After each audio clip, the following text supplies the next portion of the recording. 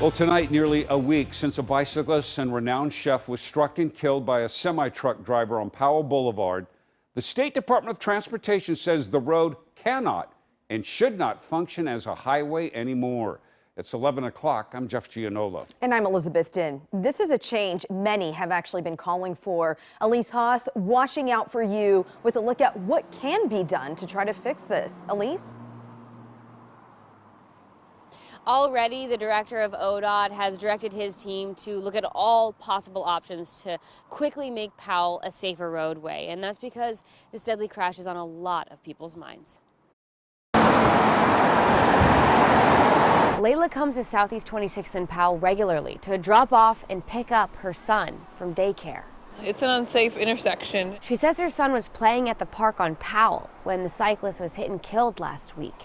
The daycare I know was talking about having an extra person out here, like old-fashioned like security or like little crossing guards, which I really appreciate because my son's 4 and he's just a little guy. So if a bicyclist can get hit, I mean, my 3-foot son can too. Layla grew up in Portland and also went here to Cleveland High School.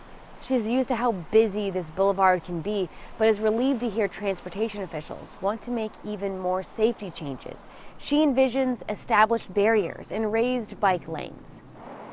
In recent years, ODOT has installed flashing crosswalks, lowered speed limits, and widened bike lanes.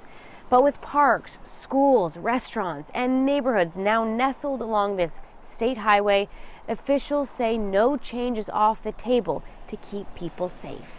In foreign countries, like your Asian countries, in the intersections, they use a raised platform. It's basically a stairway that goes up, and you can walk all the way around and walk down to any corner that you want to.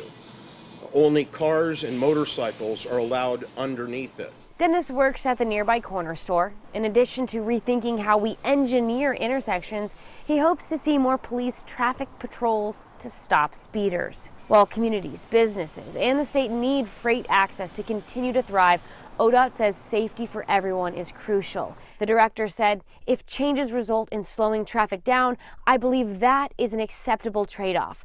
My hope is that most people would make the same choice.